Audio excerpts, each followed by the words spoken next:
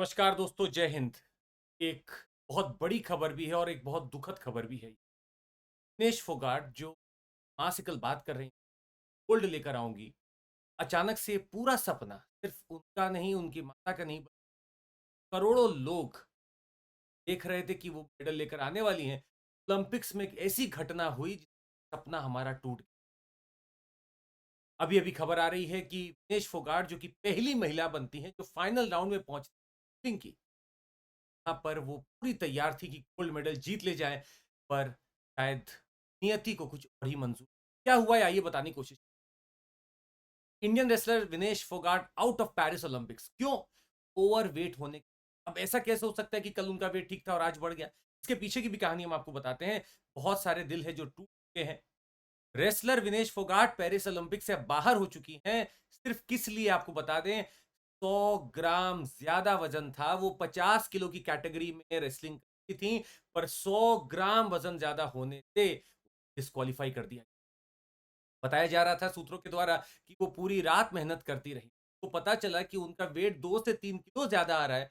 तो उन्होंने पूरी रात अपनी नींद गंवाई, मेहनत की, स्किपिंग किया, साइकिलिंग की, उन्होंने डिनर तक छोड़ दिया ताकि मेरा ये वेट कम हो जाए। और 100 ग्राम फिर भी ज्यादा आता है। यहाँ एक प्रोसेस माना जाता है, उसको बोलते हैं वे in process. Way in process में ये देखा जाता है कि आपके पास 30 मिनट है।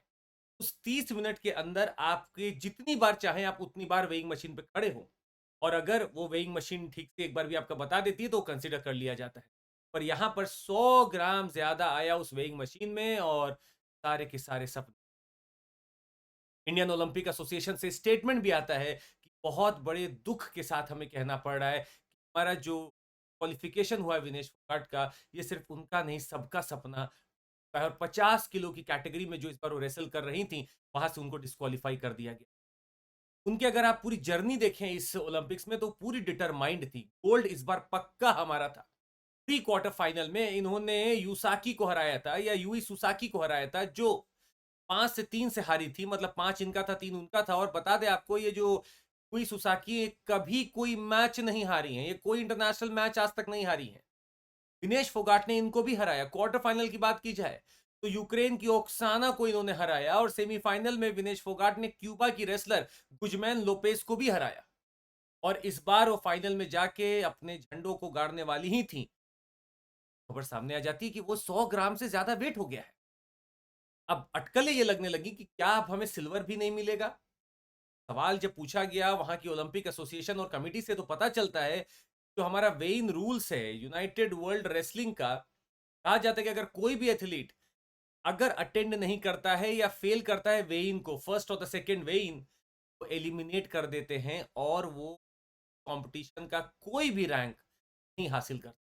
वो भले ही फर्स्ट आ जाए, और अगर उसका वेइन खराब हो गया हो, वो आपका कभी भी उसको वो रैंक नहीं मिलेगी, ना ही वो मेडल मिलेगा। दुख की बात अब ये है कि हम गोल्ड के लिए इतना मेहनत कर रहे थे, इतनी मुश्किल से वहां तक पहुंचे थे, और भाग्य ने अब सिर्फ कुछ भी नहीं, अब तो शायद मेडल ही नहीं मिलेगा इनके हिसाब से। तो अगला सवाल ये भी था कि अपील क्यों नहीं कर सकते। अपील करने का भी अब हमारे पास समय नहीं था। वहां पर इंडियन ओलंपिक टीम जो गई हुई है, उसने बोला ओलंपिक्स पे वहां कमेटी से कि हमें आप कुछ समय और दे दें, हम ये 100 ग्राम को भी मैनेज कर सकते हैं। पर ये समय नहीं दिया गया, ओलंपिक्स कमेटी ने हमें ये समय नहीं दिया। पहली भारतीय महिला रेसलर थी जो पहुंची थी फाइनल में, पहली। और 3 मुकाबले ऑलरेडी जीत चुकी थी। कंफर्म था इस बार लेकर आने वाली थी, पर ये शायद सपना अब और बाकी रहेगा।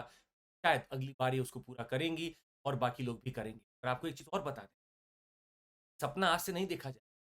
1952 में पहली बार हेलसिंकी के ओलंपिक्स में केडी जाधव ने ब्रॉन्ज मेडल जीता था। ये फ्री स्टाइल में 57 केजी में लड़ रहे थे। इसके बाद लगभग 56 साल बीत जाते हैं, तब 2008 में जाके सुशील कुमार ने ब्रॉन्ज लेकर बीजिंग में अपना झंडा लगाया था। सुशील कुमार फिर से लंदन 2012 में सिल्वर मेडल जीतते हैं। और इसके बाद आपको बता दें, हमारे पास हर ओलंपिक्स में एक ना एक मेडल आता रहा रेसलिंग से। योगेश्वर दत्त ने 2012 में ब्रॉन्ज जीता लंदन में, और 2016 के रियो में साक्षी मलिक ने अपना झंडे रखे। रवि कुमार दहिया 2020 टोक्यो ओलंपिक्स में बेहतरीन प्रदर्शन करते हैं, और इस बार पूरी उम्मीद थी, हमारे और भी रेसलर्स अभी हैं वहां पे, पर इस बार पूरी उम्मीद थी कि विमेन रेसलर विनेश फोगाट पर गोल्ड लेकर आएंगी। हालाँकि आप बता दें पीछे कुछ दिनों में अगर आप जाएँगे तो आपको पता चलेगा कि उन्होंने अपनी प्रैक्टिसेज़ और ट्रेनिंग से भी वो काफ़ी दूर हो गई थी क्योंकि वो एक शायद एक बदलाव चाहती थी सिस्टम में और उनका समय और दिमाग वहाँ लगा था। परंतु ये यहाँ पे पूरी मेहनत से गई थी, सब कुछ इन्होंने किया।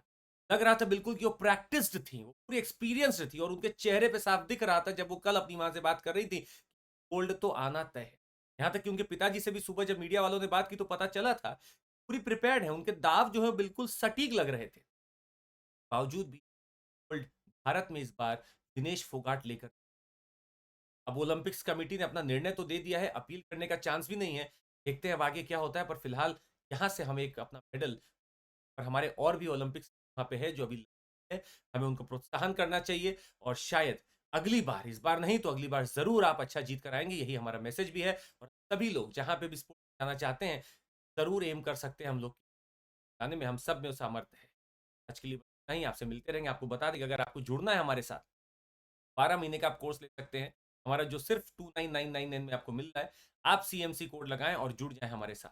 साथ ही आपको बता दें कि हमारे ऑप्शनल कोर्सेज़ भी अब लाइव हैं। अगर आपका ज्योग्राफी ऑप्शनल है और आप हमारे साथ जुड़ना चाहते हैं, यूपीएससी की तैयारी करना चाहते हैं, सही मौका है, आप इस पे जुड़ सकते हैं। स्पेशल क्लासेस भी हम कर रहे थे पिछले और साथ ही में हमारा अनअकैडमी का सिविल सर्विसेज चैंपियनशिप हो रहा है, जो कि ऑनलाइन मोड में होगा, 11 अगस्त से आप इसमें भी जुड़ सकते हैं। हमारे बैचेज़ अचीवर्स, मंजिल और शिखर है, जो कि 8 अगस्त से आज से 1 मंथ बैच भी चालू हो रहा है, आप जुड़ सकते हैं और आइकॉनिक सब्सक्रिप्शन आज के लिए बस इतना ही। बहुत-बहुत धन्यवाद सुनने के लिए। ज़रूर लाइक, सब्सक्राइब और शेयर करिएगा। जय हिंद।